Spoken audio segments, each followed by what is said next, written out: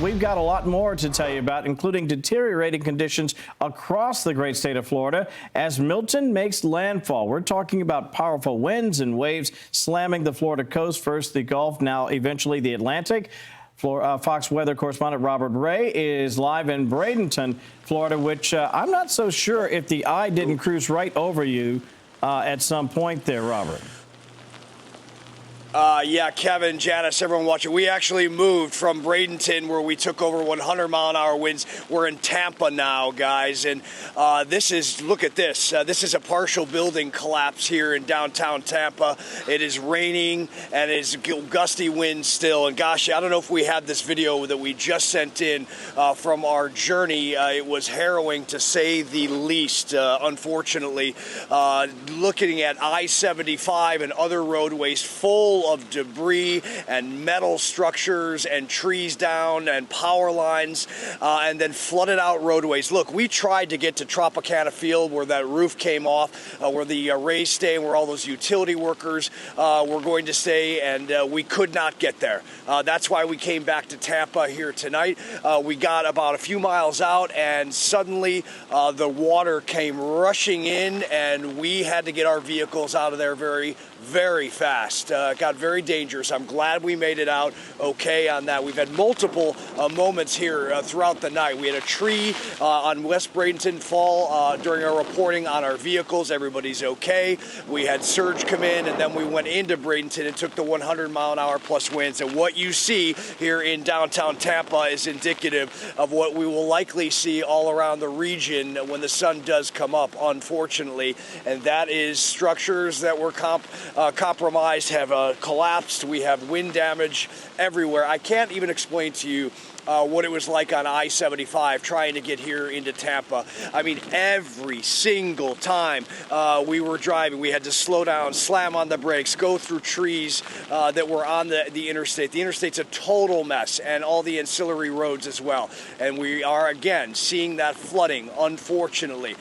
Neighborhoods that were underwater that we just saw trying to get to Tropicana Field, and that is just not a good thing. It is the dark of night here. The rain continues to fall with these gusty winds in downtown Tampa, and Daybreak will likely bring catastrophic scenarios. Unfortunately, we have casualties at this point. Too early to tell how many. We'll let officials work through that, and then first responders will be out when the sun comes up, and they can get out doing the amazing work that those men and women do from the sky and here on the ground. Meanwhile, the back end of this storm, gosh, it's really it's just relentless still. As we just heard the report from Haley. Wow, and that is what you get. You know, this has happened a few times today, where people just decide to scare the daylights out of us. That's a vehicle that went by with a huge horn. Scare anyone. Got a little stress disorder going here, guys. Back to you. Well, listen, it's certainly understandable, my friend. It is tough work. I've been out there when it's dark and you're dodging not just the elements, but you just can't see what's happening around you sometimes. Before we let you go for this particular segment, though, Robert, I'm not sure if your camera operator can sort of pan about.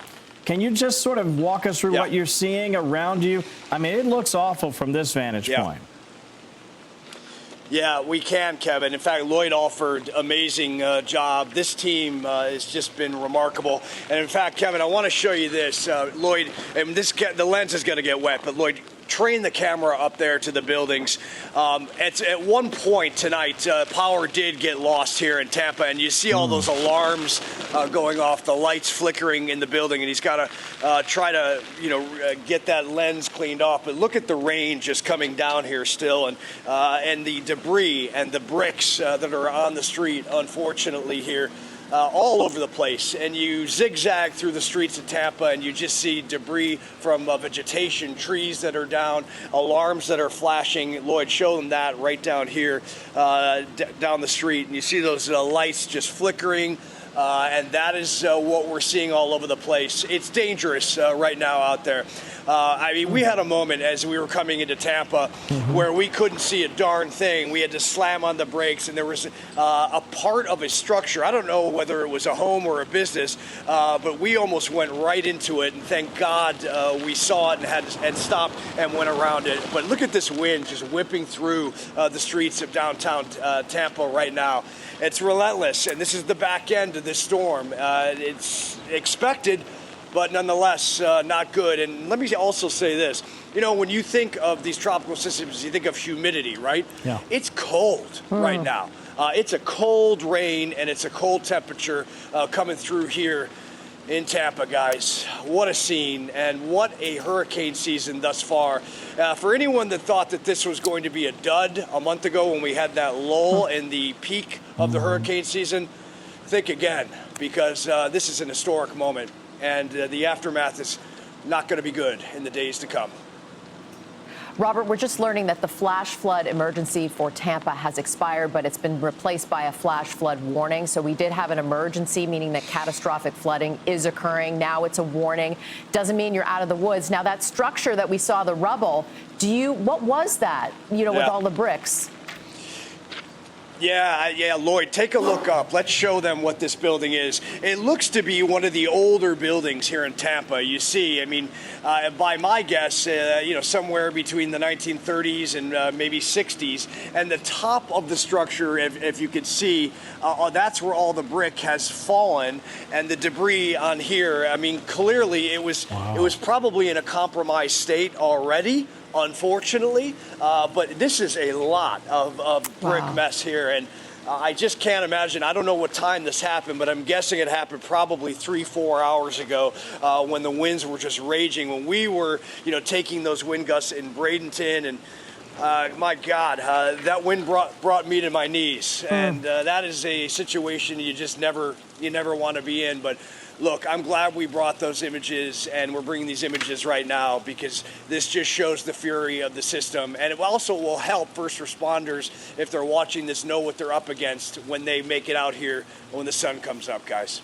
Yeoman's work by Robert and Lloyd and the rest of our team out there. Obviously, we want you all to be safe. Thank you very much. We'll get back to you a little bit later on.